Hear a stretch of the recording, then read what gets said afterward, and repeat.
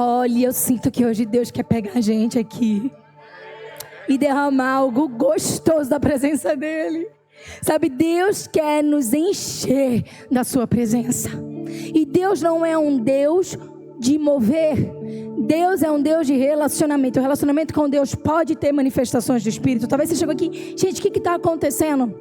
Tem coisas de Deus que você não explica, você recebe. Tem coisas de Deus que você sente, que você tem trabalhado na tua identidade, no teu caráter. Tem situações que você vai ter que decidir, transicionar, escolher. Mas tem coisas que Deus quer derramar sobre mim e sobre você, que é gratuito. Então, a presença de Deus, ela é basicamente isso. Ela é aquilo que eu preciso para crescer e para permanecer. Sabe, a presença de Deus é aquele incentivo. É quando a gente às vezes está debaixo de um cansaço e você já olhou teus hormônios, você já voltou a fazer exercício físico, você tomou banho de sol, tem vitamina D e nada explica aquele cansaço. Então aquele cansaço não é um cansaço natural, ele é um cansaço de uma guerra que você nem sabe que está rolando, mas que Deus quer te dar o descanso, mas que Deus quer aliviar. Ele está dizendo, vem cá, o meu jugo é leve, o meu fardo é suave, então me dá. Sabe o que é jugo? O jugo é uma peça de madeira que era colocada em cima dos bois para a época de plantação e de colheita.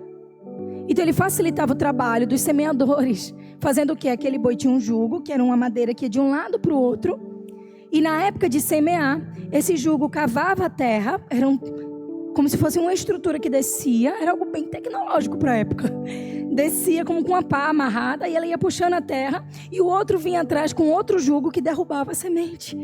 E aquela pessoa que estava plantando só fazia puxar o boi para fazer o arado, certo? Na época de colheita o processo era igual, mas o que mudava era o que estava ali naquele jugo, que agora passava o quê? Recolhendo, puxando, e aquele que ia colhendo ia pegando por trás do boi a plantação que caía e ia colocando nos cestos. Por isso que o Salmo 126 fala, aquele que plantou chorando, volta colhendo e sorrindo com os feixes cheios. Porque eles precisavam pegar o feixe, amarrar e colocar debaixo do braço. Pega mais um pouquinho, amarra e coloca debaixo do braço. Então quando Deus fala que o jugo dele é suave e que o fardo é leve, o que ele está dizendo é que a minha colheita é a sua, a minha semeadora e a minha semeadura e a sua, ela não precisa ser com um jugo pesado, com um jugo que nos sobrecarrega, mas tem que ser um jugo que é um instrumento para facilitar o plantar e o colher. Então quando você está fazendo de maneira muito pesada a sua plantação e de maneira muito pesada a sua colheita, quando está muito dolorido para você, fica firme no domingo. Quando está muito desgastante para você, orar. Quando está estressante para você, alinhar, perdoar. Você entende? Deus derrama uma graça sobrenatural para aliviar o nosso jugo. E que graça é essa? É a glória dele. O que é essa graça? É esse cansaço que eu sinto dentro de mim, que nada ao meu redor tá ok. Sabe, tá tudo certo do meu redor. Eu fiz os exames, eu tô legal, eu fiz exercício físico, eu comi correto. Eu não me empanturrei de açúcar e por isso que eu tô mal, letárgico. Quando tudo à sua volta tá ok e você ainda continua sentindo isso, Deus fala para mim e para você, ei, descanso encontro em ti, pois o teu fardo é leve, é leve. Descanso encontro em ti, pois o teu fardo é leve, é leve. Teu jugo é suave e o teu fardo é leve, é leve. O que ele está dizendo? Quando ele derrama dessa presença dele, quando ele te dá um enchimento do Espírito, quando ele te batiza com dons de línguas, quando você sente a presença dele te envolvendo, o que ele está fazendo? Ele está trocando o teu jugo. Então, é uma necessidade minha e sua ser tocadas pelo mover da presença de Deus. Nós vamos decidir ao longo dos nossos dias, nós vamos ter escolhas, nós vamos nos relacionar, mas a presença dele é aquela coisa confortável que nos tira. E nos tira da pressão, nos tira da opressão, nos tira do medo. Porque quando eu adoro, eu não murmuro. Porque quando eu adoro, eu descanso e paro de pensar e começo a confiar. Porque quando eu adoro, eu estou dizendo a Ele: ei, é do teu jeito, é da tua maneira. Porque quando eu entro na oração, muitas vezes eu entro cheio de coisas na minha cabeça, cheio de caraminholas, cheio de demandas, cheio de ideias como resolver. Mas aí quando eu estou saindo da presença dEle, que eu fui abastecida pela glória dEle, como é que eu saio? Eu saio pacífico, eu saio com ideias, ou então eu saio com convicção. Eu não preciso nem fazer nada, eu só preciso entender que eu posso descansar, porque enquanto eu confio, Ele está trabalhando. Enquanto eu confio, Ele está indo lá lidar com alguém, com alguma situação. Enquanto eu confio, Ele está trabalhando num coração de alguém à minha volta. A maioria das pessoas quer resolver umas às outras, e poucas delas têm orado, porque o único que pode resolver o interior de alguém é o Senhor. Então essa presença dEle é isso. Esse derramar dEle do Espírito é isso. É esse abastecimento que nos mantém de pé. Pois te adorar é o que sustenta-me de pé. Eu não vou perder a guerra. Te louvar em meio às tentações. É mais que estratégia. Eu posso não ver tua manhã, mas hoje sei que esse deserto vai chegar ao fim. o Senhor está cuidando de mim. Aleluia! Aleluia! Isso mesmo, pode glorificar, porque não é quem está pregando, é quem está falando, e quem está falando é Ele. Quando nós adoramos, nós quebramos cativeiros, nós rompemos com cadeias, nós dizemos a nossa alma aquiete-se, porque Deus vai falar. Sabe, a gente coloca expectativa em pessoas, a gente coloca expectativa no que vai vir de novo no domingo. Deixa eu te dizer um negócio, Ele está vindo todos os dias sobre mim, sobre você. E Ele quer se mover, e Ele quer te levar além. É Ele que pega você de um nível e põe no outro. Você só pode corresponder, amém? Então vamos lá, a palavra de hoje é em Ezequiel 47. Eu vou ler com vocês e vou trabalhar os pontos, então vamos nessa. Depois disso, o homem me fez voltar à entrada do templo. E eis que a água saía debaixo do limiar do templo e corria em direção ao leste, porque a fachada do templo dava para leste. A água vinha de debaixo do lado direito do templo, do lado sul do altar. Ele me fez sair pelo portão do norte, para uma volta por fora, até que o portão exterior que dá para o leste, e eis que a água ainda borbulhava do lado direito. Ezequiel está vivendo um momento da nação de Israel, onde ele estava recebendo palavras de Deus, mas Deus estava começando a fazer conserto com o povo. O povo estava vindo de uma situação ainda de cansaço, de desânimo, de pressão. E às vezes, por mais que a gente tenha expectativas de coisas novas acontecerem, nós tendemos a olhar tanto ao nosso nível natural, um palmo do olho, que nós entendemos errado aquilo que Deus está liberando sobre nós. E aí, por isso, a gente começa a ficar abatido, cansado, chateado. Sabe, a gente começa a dizer assim, você começa numa semana no maior pique, na outra você dá uma... Aí você diz, poxa, 2025 eu tinha tanta expectativa, janeiro já acabou, e você pensa assim, não aconteceu o que eu queria. Porque nós tendemos a ouvir e entender de acordo com a nossa própria visão. E nós esquecemos de nos colocar na visão de Deus. Então o povo de Israel estava passando por um momento como esse. E talvez eu ou você está passando, alguém que a gente ama passa. E eu quero te falar uma coisa. Quando eu era criança, eu sempre gostei de falar muito, né? Eu acho que já era Deus com o chamado que eu ia ter que falar demais. E eu sempre falei muito, sempre falei rápido. E a gente que é lá do Nordeste, minha mãe tem uma brincadeira que diz o seguinte, que a gente fala mais rápido, porque como o Nordeste é na pontinha, quando Jesus voltar vai passar por lá primeiro. Então a gente tem que converter mais gente em tempo recorde. Então a gente fala tudo rápido. E aí minha família falava muito rápido também, todo mundo, não, ele é adulto, ela é adulta, você não, porque você é uma criança, aquela história inteira. Cheguei um belo dia na escola e me perguntaram alguma coisa da minha mãe. E perguntaram, sua mãe é o quê? E eu expliquei, minha mãe é tabeliã, minha mãe faz isso, minha mãe faz bolo gostoso, minha mãe... E eu saí descrevendo ela, e no final falei assim, e minha mãe é adúltera. E a minha mãe percebeu que a professora estava olhando meio estranho para ela durante um tempo. E um belo dia minha mãe perguntou, Flávia, tudo bem, então o que você está me olhando assim? Ela, não, nada não. E ela falou, não, é porque a sua filha acabou expondo a situação da intimidade aqui. Minha mãe eu sempre fui assim de bocadinha, né? Minha mãe imaginou qualquer coisa. E ela chegou assim e fez, é porque a Tawana estava explicando que você trabalha com isso, que você faz isso durante o dia e tal. E no final ela falou para todo mundo que você era adúltera. Minha mãe olhou branca. E Tawana, o que é isso? Você não, mãe. Você é. E minha mãe, Tawana, você sabe o que é adúltera? Sei, você é adúltera e eu sou criança. Mas até então, aquele era meu entendimento. Eram 3 palavras que eu errava: adúltera, helicópteros, que é helicóptero, e escritório, que era escritório. E logo esse adulto estava no meio. Naquele momento virou uma risada, aquilo virou piada, até hoje a família brinca com isso. Que eu saía dizendo por aí que minha mãe era adúltera, e não tinha nada a ver, era só o tamanho dela. Mas quantas vezes você, na sua vida espiritual, está entendendo algo que Deus falou sobre você e está entendendo completamente errado? Deus está dizendo que te escolheu e você está entendendo que Deus te mandou embora.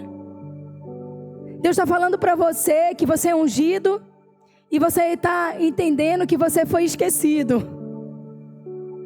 Às vezes Deus falou para você que você tem um chamado e você está entendendo que você é acanhado.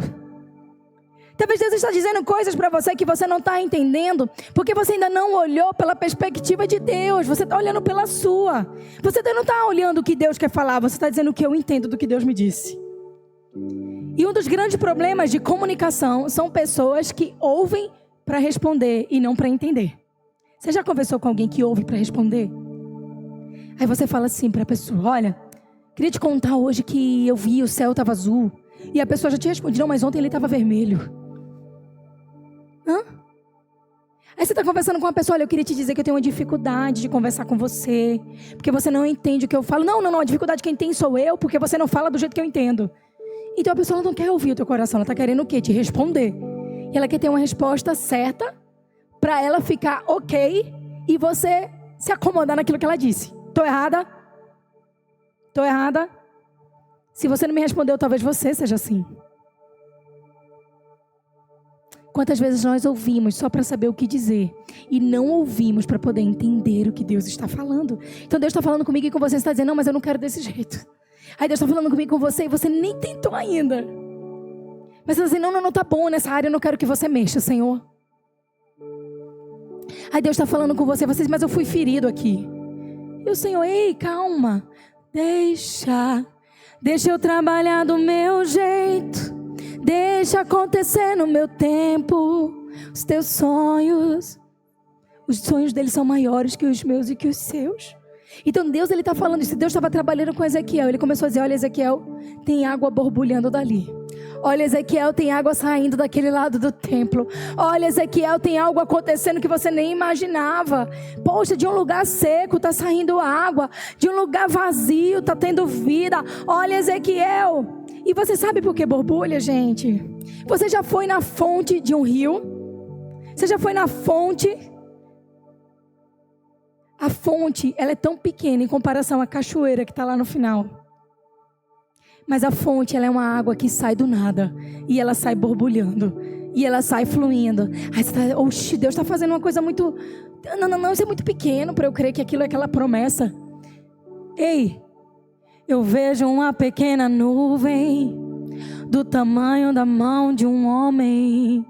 Mas esse é o sinal que a tua chuva vai descer. Eu vejo uma pequena nuvem do tamanho da mão de um homem. Mas esse é o sinal que a tua chuva vai descer. Faz chover.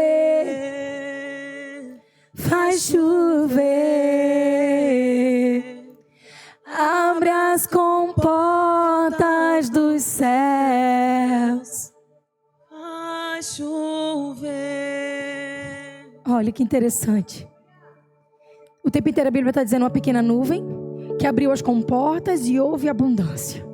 Um pequeno borbulhar na porta do templo. Olha para aquilo, Ezequiel. O Senhor está dizendo a ele, Ezequiel, olha para o pequeno, Ezequiel. Olha para aquilo que parece insignificante, Ezequiel. Olha para aquela palavra que eu te dei naquele dia, enquanto você orava e chorava. Ei, irmão, olha para aquilo que eu falei com você, quando parecia impossível. Ei, olha a porta de emprego que eu abri, mas é como estagiário. Tudo bem, olha a pequena nuvem do tamanho da mão de um homem. Porque você não sabe até onde Deus vai te levar, até onde Ele vai te promover. Porque a Bíblia nos ensina que quem é fiel no pouco, no muito, Deus o acrescenta. Ei, Ezequiel, você está vendo, parece pouco, mas Ezequiel, fica atento. Deixa eu dizer uma coisa para você, ei, o que está parecendo pequenininho hoje? Porque o Senhor mandou dizer para você, fica atento. Pega essa semente e fica atento. Pega esse gota de milagre e fica atento. Não foi só um contratinho. Pega esse contratinho e fica atento. Foi só uma propostinha. Pega a propostinha e fica atento. Minha amada, talvez o irmão te chamou para comer um podrão e dividir no meio. Talvez esse é o pequeno começo do milagre. O irmão pegou tudo que tinha e deu o melhor para você. Então fica atenta. Né, Davi? É isso aí. Sabe? Você às vezes está esperando coisas exageradas. E às vezes Deus embrulhou uma joia no saco de pão. Fica atento. Não foi só uma conversa. Ei! Pega essa semente. Não foi só um dia sem crise de ansiedade. Ei! Fica atento. É o primeiro. É a tua semente. Não, eu só vim bater aqui porque eu estava desiludido. Mas aí Deus foi e me tocou naquele dia. Tocou-me. De paz encheu meu coração. Pois quando o Senhor Jesus me tocou, livrou-me. Foi só um toque, fica atento nesse toque. Ô pastor, a irmãzinha só me respondeu um oi. Fica atento, irmão. Não. Só faz um dia que a menstruação atrasou. Fica atenta. Você não sabe, aquele meu cônjuge é tão fechado. Hoje ele passou, foi só um beijo na bochecha. Ei, ó a semente. Você não sabe, aquela pessoa que estava com esse problema esse tempo inteiro curtiu aquela postagem, aquele primo, aquela prima distante daquela briga quando eu ainda não tinha Jesus. Ei, fica atento. Porque é só a pequena nuvem. Mas essa nuvem pequenininha, do tamanho da mão de um homem, é sinal que as comportas dos céus serão abertas. Ai, não, é só uma oração. Deus está me mandando orar por isso. Eu queria tanto que essa pessoa se batizasse. Ela disse que vai na igreja. Ei, fica atenta à sementinha. Fica atento. Fica atenta. Fica atento.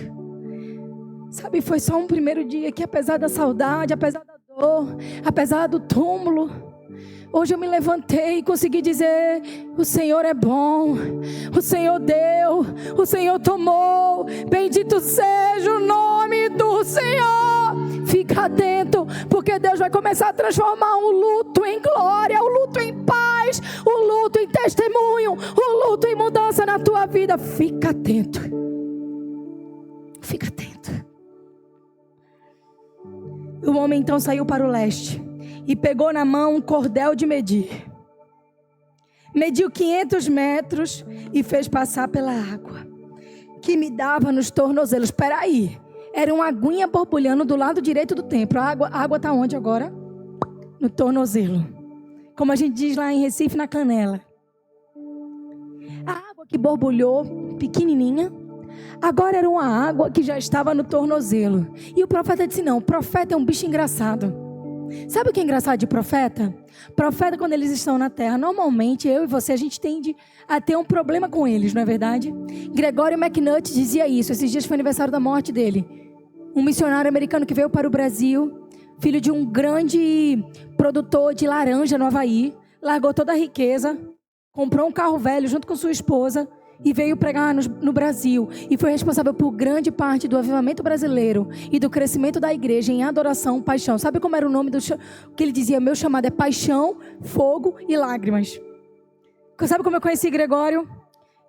Na igreja que eu era pequena ainda, criança, disseram, chama o pregador, e eu era faz tudo. Essa era a minha pequena semente. Eu não sabia da Farol, Deus já sabia. Eu achei que nunca ia sair, que ia viajar, ia fazer... O meu chamado era esse, eu vou para fora, que eu vou viajar. E vou voltar. Pensa no bicho arraizado na terra, que nem o nordestino. A gente é arraigado na terra, então para mim estava bom. Eu nunca imaginei o que Deus iria fazer, mas Deus olhava para mim e dizia, ei, pequena semente, eu sei para que eu te escolhi. Aí você diz assim, Senhor, por que o Senhor está me treinando nisso? Porque eu estou nesse lugar hoje tão difícil, o Senhor está dizendo para você, ei, eu sei o que eu vou fazer contigo, pequena semente. Você pode saber que uma semente vai produzir uma árvore, certo? Mas quantos frutos essa árvore vai produzir, tu sabe? Não. Então honre a pequena semente que você tem, honre a pequena semente que você é, porque você sabe que vai virar árvore, você sabe que isso vira árvore, mas você não sabe a quantidade de fruto que pode produzir. Talvez você ache que Deus quer te dar uma maçãzinha, e Deus está dizendo assim, eu quero te fazer uma mangueira estrondosa. Então confia do meu jeito, confia no meu processo, confia no que eu estou trabalhando na intimidade. E eu lembro que me disseram, procura o pastor Gregório. E eu saí procurando, eu sabia que ele era gringo. Encontrei uma pessoa deitada no chão, com o cabelo assim, no ombro, num voto de nazireu. Uma camisa social, um tênis, um cinto. E não combinava nada com nada. Mas aquele homem estava assim no chão. Oh, Deus, eu preciso de ti. Eu preciso de ti. Preciso de ti, do teu favor, do teu clamor. Ninguém me ama como meu Senhor, é verdade. E aquele homem subiu para ministrar, bicho, ele tocava mal. Gente, ele cantava mal. Se o grupo da mídia encontrar um vídeo aí de Gregório McNutt, eu agradeço. Mas quando ele começava a tocar, a presença de Deus invadiu o ambiente. E aqui todo mundo começava a chorar, todo mundo começava a adorar. E ele pegava a palavra, ele dizia, não dá para você ser um crente sem ter compromisso com Deus. E ele batia. Pensa de sair os crentes tudo apanhado e feliz. Porque a gente percebia que Deus estava fazendo algo dentro de nós novo. Deus não faz algo em você e dentro de você com conforto. Ele faz algo em você e dentro de você com derramada presença e da glória. Então os profetas podem não ser entendidos, mas Deus levanta profetas para fazer de mim e de você um lugar afiado para que Ele possa encher. Porque Deus não mistura a fonte impura com pura. Como é que Ele vai derramar da água do Espírito se eu e tu tá uma água purulenta? Se a gente está insalubre, já ouviu esse termo? Se a gente tem lodo nas beiradas, porque faz 3 meses que a gente nem ora. Aí o profeta chega e diz para você, bora orar. Vamos crer. Se levante, porque exortação é confronto com impulsionamento. Eu louvo a Deus. Um dia Deus me disse, quando eu era adolescente ainda, olhe, eu recebi essa palavra profética. E é engraçado, né? Que a gente nunca entende os profetas. E o profeta chegou, meteu-lhe a mão em mim e disse, olha, o Senhor já preparou o teu. Ele vem de fora. Aí meu pai brincava, porque quando bater na porta eu vou dizer fora. E vem de fora, tal. E ele vai ter algumas identidades muito parecidas. Ele vai ser um profeta como a sua mãe. Eu olhei assim, pronto. Eu sei já o que é um profeta, né? Já tinha minha mãe em casa, profeta. E não é que é? E não é que é? E assim, os profetas da minha vida estão sempre me desafiando a ir além. Os profetas da minha vida sempre estão me impulsionando. Os profetas da minha vida sempre estão tirando o medo. Os profetas da minha vida estão sempre me empurrando para aquilo que Deus tem. Os profetas da minha vida sempre estão medindo aquilo que Deus começou a fazer e me mostrando que só começou. Então, quando começam a dizer que tem problema com o profeta, eu digo, fica tranquilo, pode deixar, porque só pode ser afinado e alinhado depois que alguém que tem um chamado profético chega e relembra você as promessas que Deus já fez. E era isso que Ezequiel estava fazendo pelo povo. E eu vou aproveitar a oportunidade, ele nem está aqui, mas para honrar o meu marido, eu louvo e agradeço ao Senhor pela vida dele, sabe? Esses dias eu estava conversando com ele, eu sou bem engraçada, eu sou uma pessoa que junta todas as ideias e eu começo a compartilhar tudo ao mesmo tempo. E eu começo a dizer um monte de coisa. Ele vem, ele pega minhas ideias, ele organiza. E eu nunca conheci ninguém tão excelente, tão íntegro como o Jonatas. E muitas vezes ele me lembra que o meu medo não é porque Deus não está no negócio. Que o meu medo é às vezes porque eu não me lancei intensamente naquilo que Deus está. E é tão interessante isso. E por que eu estou falando dele? Porque ele você conhece, Ezequiel você não conheceu. Você pode conhecer mais na Bíblia, mas Ezequiel era uma pessoa assim. Ezequiel era alguém que via a longo prazo. Ezequiel era aquele que pegava as coisas de Deus e fazia assim, vem cá, dá para fazer, vem cá, aqui. Como que eu te provo? Olha Ezequiel dizendo aqui, olha, o homem saiu com cordel de medir. Ezequiel disse, Deus está fazendo alguma coisa, eu não quero perder nenhum detalhe. Ezequiel está fazendo o que eu e você deve fazer nas nossas vidas. Deus está fazendo e começa numa pequena semente. Eu não quero perder nenhum detalhe. Eu não sei se você perdeu o costume, mas não perca de anotar o que Deus fala com você.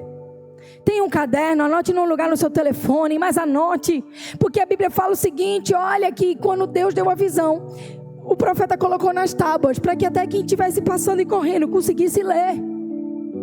De vez em quando você precisa anotar a visão de Deus nas tábuas da tua vida. Pega o teu espelho, uma caneta Sharp e anota lá, isso. Pega o armário da criança e anota lá, o Senhor, meu pastor, e nada me faltará, para que ele decore. Pega a pasta de trabalho do teu marido e coloca um post-it dentro com uma palavra. Sabe, manda um docinho para tua mulher na hora de trabalho, meu irmão. Que trabalho dá isso? Tu gasta R$20 e a mulher vai ficar feliz o dia inteiro. E manda com um recadinho na nota fiscal. Não deixe a palavra de Deus morrer na tua vida, na tua casa. Faça como Ezequiel. Eu e você pode não ter um chamado de profeta, mas a gente pode ser profético. E sabe o que é alguém profético? Não é alguém que vê o futuro, é alguém que prepara o hoje para que o futuro prometido aconteça. Eu vou preparar o meu hoje. Aí tu recebe a palavra, você vai pregar para as nações. E tu fica fugindo de fazer teu curso de inglês. Eu quero que Deus me use no louvor. Aí tu foge de treinar, de se esmerar. Porque se alguém dizer a você que você vai assumir um novo cargo na empresa, o que você faz? Você se prepara. Você faz um curso extra. Mas para Deus a gente acha que tem que ser assim. A gente confunde derramar do Espírito e liberdade com libertinagem. Não, eu vou dar o meu melhor. É para o Senhor. Eu vou ter a base aqui, porque quando a unção vier, eu sustento. Tu já imaginou se a unção viesse aqui, aí Alan está ministrando ali, ao invés dele sustentar, ele, o que tu ia fazer? Misericórdia, ia te atrapalhar de entrar na unção. Não ia? Então eu preciso pegar aquilo que Deus me deu e oferecer o melhor. Eu preciso entender o meu lugar e o meu chamado. Eu preciso entender o que Deus tem para mim. E Ezequiel estava fazendo isso, ele estava medindo. Ele estava dizendo, olha, vamos ver quanto é que tem. E ele mediu agora mais 500 metros. E fez passar pela água. E a água começou a me dar pelos joelhos. Mediu ainda mais 500 e me fez passar agora pela cintura. Mediu ainda outros e era um rio que eu não atravessava, porque as águas já haviam crescido. E eram águas em que se podia nadar, um rio pelo qual não se passava andando. Então ele me perguntou, o Senhor, e disse, você viu isso, filho do homem? Então voltei à margem do rio, e chegando lá havia grande abundância de árvores que antes não existiam, e os dois lados do rio possuíam árvores.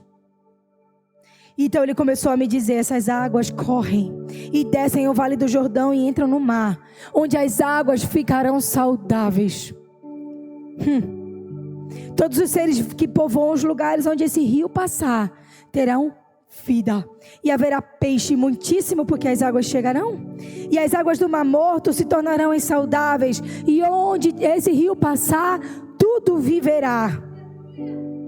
Junto a ele se acharão pescadores, desde En-Gedi até em Aglaim, onde haverá lugar para estender e secar redes. E serão peixes de tantas espécies, como peixes do grande mar. E os seus charcos e pântanos se tornarão saudáveis, e não haverá neles sal. Nas duas margens nascerá todo tipo de árvore frutífera, e as folhas dessas árvores não murcharão, e nunca deixarão de dar o seu fruto. Todos os meses produzirão novos frutos, porque são regadas por águas que fluem do templo. Os seus frutos servirão de alimento e suas folhas de remédio. Se você está glorificando é porque você já entendeu. Deixa eu te lembrar, não despreze pequenos começos. Porque o que começa como um pequeno fio de água, como começa com uma pequena fonte, aquilo que começa como um pequeno borbulhar, se torna um rio profundo e poderoso. Isso mostra que as bênçãos de Deus na minha vida e na sua, elas são progressivas. E ela aumenta à medida que a gente se aproxima. O que é que Deus fazia? Ei, Ezequiel, pisa na água. A água subia mais um pouco. Ezequiel, vai mais fundo. A água subia mais um pouco. Ezequiel, pisa de novo. E a água subia mais um pouco. Ei, Ezequiel, vai. Ei, Ezequiel. Ei, Ezequiel, começa a nadar, Ezequiel. Sabe o que Deus quer dizer para mim e para você? Ei, quando eu começar a fazer algo, não fica na margem, mergulha. Ei, quando eu começar a te prometer alguma coisa, não recua, avança. Ei, quando o meu espírito se manifestar, não foge, vem pro altar. Ei, quando eu te disser algo, não considera eu mesmo, Senhor, mas diz, eis-me aqui. Quando eu começar a fazer o rio nascer, começa a avançar, porque eu quero encher a tua vida de um novo derramar. Eu quero que você não esteja com a presença na canela. A presença que eu tenho para você não é no joelho. A presença que eu tenho para você não é na cintura, não é no artelho. A presença que eu tenho para você é uma presença que te inunde por inteiro, porque você precisa sair do controle e começar a nadar. Você precisa sair do controle e começar a mergulhar. Você precisa entender que quando eu começo no pequeno, eu já estou visualizando o que eu quero fazer no grande. Sabe, Deus faz isso comigo e com você quando Ele gera a gente. Quando a gente é uma criança, a gente já era uma semente do que a gente é hoje. Uma mãe que educa os seus filhos está educando alguém que vai viver por propósito de Deus. Alguém que começa algo com dificuldade, contando as moedinhas. Pode estar iniciando um grande sonho que vai mudar a vida de muita gente. Só que nós queremos começar grande, nós queremos fazer do nosso jeito, nós queremos que o rio já estivesse cheio. Como que Deus pode encher um rio que você nem confiou ainda de mergulhar? Deus não te expõe de uma hora para outra. Deus não te empurra de uma hora para outra em algo além das tuas condições. Ele vai dizendo, deixa eu ir subindo o rio. Deixa eu ir subindo. E quanto mais você mergulha, mais eu te encho. Vai, vamos subindo no rio. E eu te encho. Até que você esteja pronto para nadar. Até que você esteja pronto para confiar. Como que Deus pode dar finanças ajustadas para um casal que vive brigando por dinheiro? Mas eu paguei R$10, eu peguei 5. Eita, mesquinharia. Como que Deus pode te abençoar se isso pode te destruir? Deus é um pai e Ele te ama. Tu acha que eu vou dar uma moto na mão do meu menino de 8 anos? Porque coragem para isso ele tem. Eu dou conta. Ele gosta de aventura, ele gosta de... Estava lá em Recife e a família alugou jet para ficar andando nos dias que estava. Davi todo o tempo, ele não tinha pausa. E se pausava ele chorava, porque ele queria estar em cima do negócio. E ele começou a dizer que queria pilotar sozinho. Eu vou deixar? Vou? Não. Sabe por quê? Porque uma coisa que é boa para ele podia destruir ele se ele fosse sozinho. Então Deus está te amadurecendo para que você não seja destruído pela bênção, mas para que a bênção seja de fato uma bênção para você e para os outros. Seja motivo de alegria, seja motivo de regozijo, seja motivo de celebração. E não de sair correndo para o hospital com um acidente. Deus deseja que você mergulhe, mas Ele está te ensinando a andar nas águas mais profundas. Você tem um chamado? Serve com Ele hoje com o que você tem em mãos. Porque às vezes você está querendo lugares que será que você vai ter estrutura emocional para no dia difícil permanecer lá? Será que você vai ter estrutura de gestão de tempo para fazer isso sem abrir mão da tua família? Então às vezes a gente está brigando por coisas que Deus não nos deu ainda. Não é porque Ele não tem aquilo para a gente, mas é porque Ele está nos ensinando a mergulhar. Ele está nos ensinando a aprofundar. Ele está nos ensinando a beber dessas águas da presença dEle, sabe? E sabe o que acontece? Deus não é poça. Deus é fonte. Deus não se limita. Ele diz assim, olha para o templo. Não era água parada. Havia vida ali. E aquilo começa a encher, aquilo começa a transbordar. Deus não é um lugar parado, onde você vai e Ele te dá uma porçãozinha, um golinho e se esgota. Deus não é um gole d'água. Deus é o rio. E você diz, Senhor, aonde começa, onde termina? Eu posso dizer onde começa, mas onde termina, a gente vai construir junto. Ele é essas muitas águas. Sabe, aprender a nadar faz parte para quem quer mergulhar. Você quer mergulhar? Aprenda a nadar. O próximo nível vai requerer de mim e você crescimento e novas habilidades.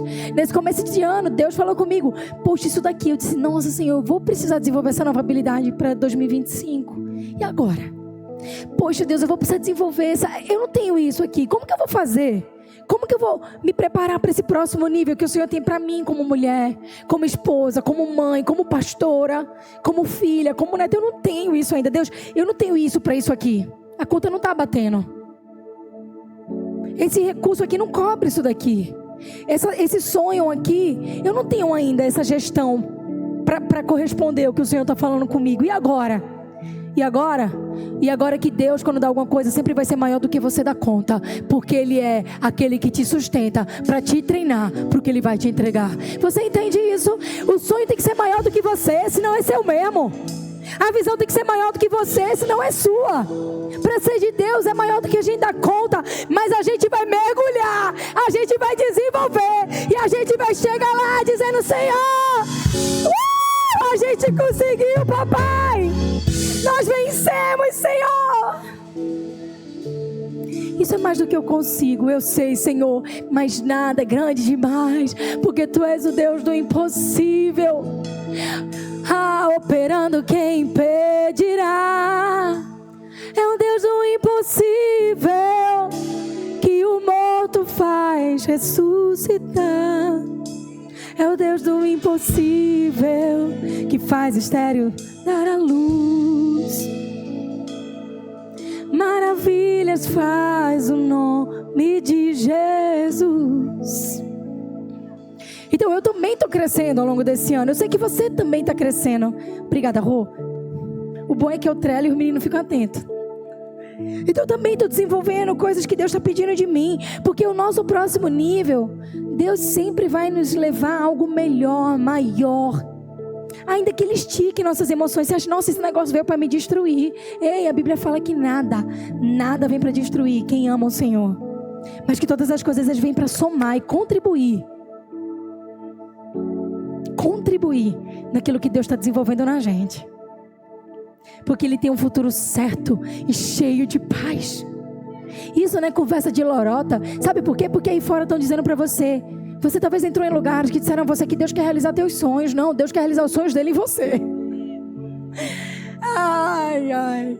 E sabe o que é o mais engraçado? É que tu fica feliz quando Deus realiza o sonho dele em você. Porque você descobre. Deus sabe a matéria da qual você foi formada.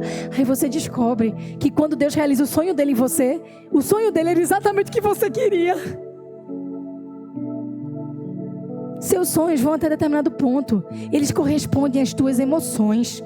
Os sonhos de Deus para você correspondem à estrutura que Deus criou em você, quando você era uma substância informe no ventre da sua mãe.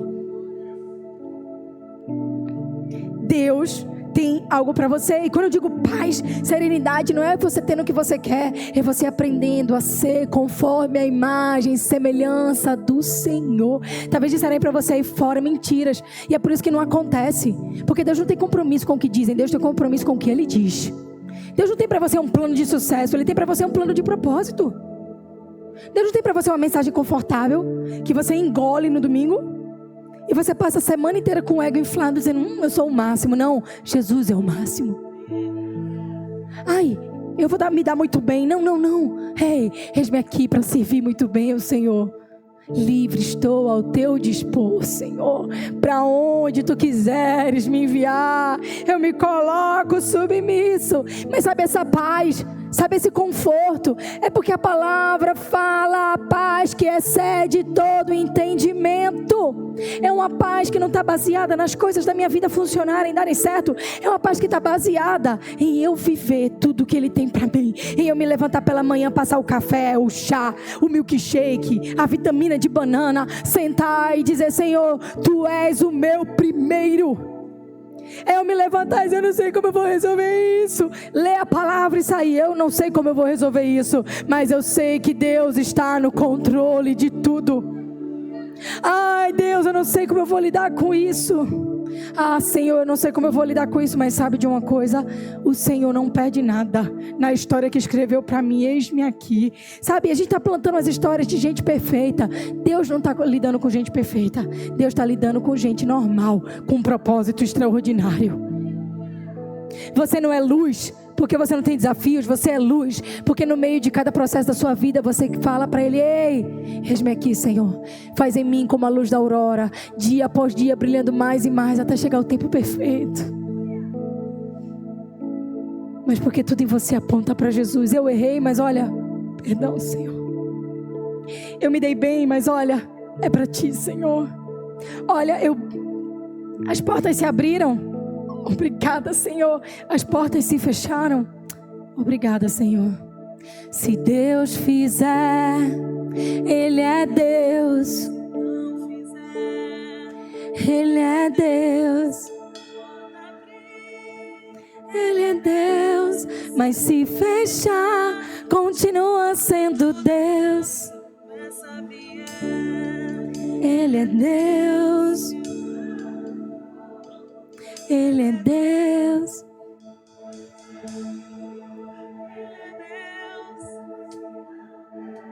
Continua sendo Deus. Eu não adoro pelo que Ele faz. Eu adoro pelo que Ele é. Haja o que houver, sempre serás Deus.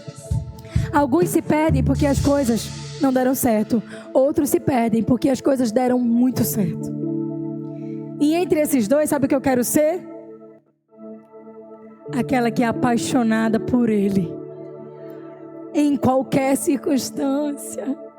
Senhor, se o Senhor me tirar, glória a Deus. Se o Senhor me der, glória a Deus. Glória a Deus. Quando foi a última vez que tu disse que tu ia morrer? Tu tá vivo ainda aqui? Ah, essa situação, vou morrer. Eu aqui tô vivo. Passou, não passou? Tudo na vida passa. Lá no acampamento de jovens, a gente dizia: até a uva passa. Tudo na vida muda, até a cor da tua bermuda. Um bestalhamento, né? Mas é verdade. As coisas passam. Mas Ele permanece para sempre. Aqueles que confiam no Senhor não se abalam, mas permanecem para sempre. Ah, eu adoro isso. E sabe o que é mais lindo? É que quando a gente vai ler essa passagem aqui, quando a água do Espírito vem, ela entra no Mar Morto. O Mar Morto em Israel é um mar sem vida. Ele é conhecido como Mar Morto, quem já foi sabe, porque ele tem uma concentração tão grande de sal que nada vive lá dentro. E a densidade do sal é tão grande que eu e você, quando entra no Mar Morto, a gente não consegue mergulhar. A gente boia. Não mergulha, você enfia a mão volta. Você fica de pé, o teu pé sobe. Você se deita, eles dizem até a você: muito cuidado, não deixa a água do mar bater no rosto, porque pode cegar. Eu lembro que quando Davi pingou água nele: eu vou ficar cego. Porque avisam tanto a gente que não deixa aquela água bater nesse lugar. Eles alertam tanto a gente. Você já tem algum lugar na tua vida que você está tentando mergulhar, mas você está batendo em volta? Talvez você está mergulhando no Mar Morto, num lugar que não tem vida, e Deus está dizendo a você: para de mergulhar aí, porque eu quero te levar para mergulhar num rio que sara todas as tuas enfermidades. Eu quero te levar a mergulhar num lugar onde você vai me receber, me conhecer e prosseguir em me conhecer. E a palavra descreve aqui claramente que esse rio passou num lugar que Ele entrou no próprio Mar Morto e Ele gerou cura. Ele tirou aquele sal, Ele tirou aquele lugar que pode cegar, Ele tirou aquele lugar que não te deixa mergulhar, e Ele começou a encher esse lugar de peixes. Ele começa a encher as beiradas de árvore de vida, de fruto e de árvores que não murcham. Sabe o que a palavra está dizendo aqui? É que, olha, Deus traz vida onde havia morte. A presença de Deus que transforma esse mar morto em água doce e cheia de peixe é o Deus que transforma essa área morta da tua vida num lugar saudável. E Ele deixa claro aqui as águas saudáveis. Ele diz: as águas foram deixando saudáveis. E diz que Ele passou num rio que estava morto e deixou saudável. E o mar que era morto agora era um mar vivo, saudável. E o lugar que nada nascia em volta agora tinha plantação, tinha fruto, tinha árvore. Porque onde a presença de Deus se derrama, fica saudável.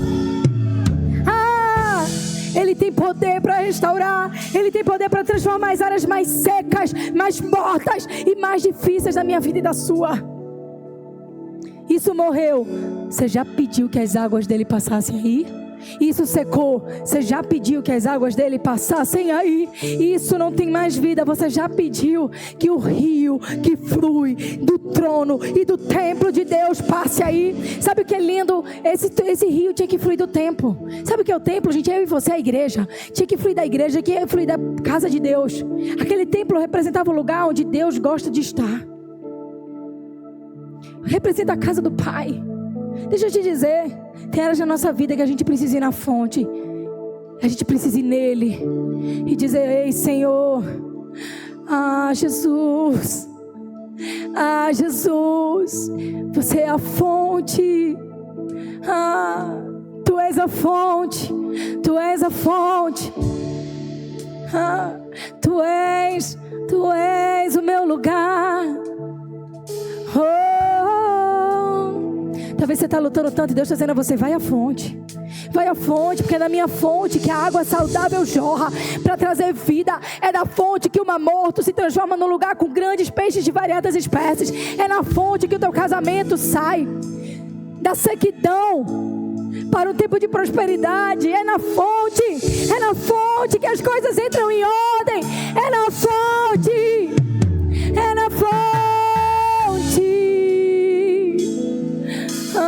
Sabe qual é a fonte? É a presença dele. Sabe qual é a fonte? É quando ele se derrama. A vida. Se está morto, é porque você não deixou a fonte ainda passar por aí. O que precisa hoje? Que água na tua vida precisa ficar saudável? Será que é a tua maneira de falar? Será que é os lugares que você está indo, você está dizendo: Deus morreu, e o Senhor está dizendo a você: ei, eu sou a fonte. Eu sou a fonte.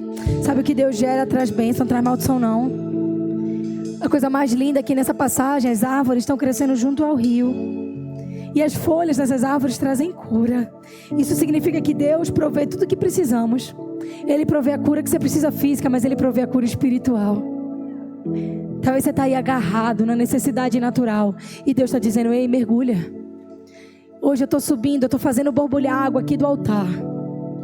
Deixa essas águas irem nos teus tornozelos, subirem aos teus joelhos, chegarem à tua cintura, tomarem você por inteiro. Ei, eu vou te ensinar a nadar nessa estação. Ei, Deus quer te ensinar a nadar nesse tempo. Ele quer te dar uma nova habilidade. E Ele quer transformar aquilo que estava morto num lugar cheio de vida. Cheio de vida. Senhor, dá-nos de beber da tua fonte. Senhor, eu quero ser cheia de ti, cheia de ti. Do mais simples ao mais complexo, Deus sabe lidar. Mas às vezes a gente ou está fugindo das águas, ou está com medo de mergulhar. Mas quando você mergulhar, você vai ver lugares com densidades erradas começarem a ser viáveis para o mergulho. Lugares sem vida começarem a ter fôlego novo. Você vai ver margens da tua história que estavam secas começar a nascer árvores frondosas. Mas, Senhor, eu achei que aqui nada ia vingar. Vai vingar. Senhor, eu achei que na minha vida isso não ia vingar. Vai vingar. E não vai vingar por conta de você. Vai vingar porque as águas dele estão passando por aí. Tem água aí? Ei, tem água aí? Tem água aí, minha gente? Se tiver água, o resto Deus faz. É só você mergulhar. Deus te abençoe.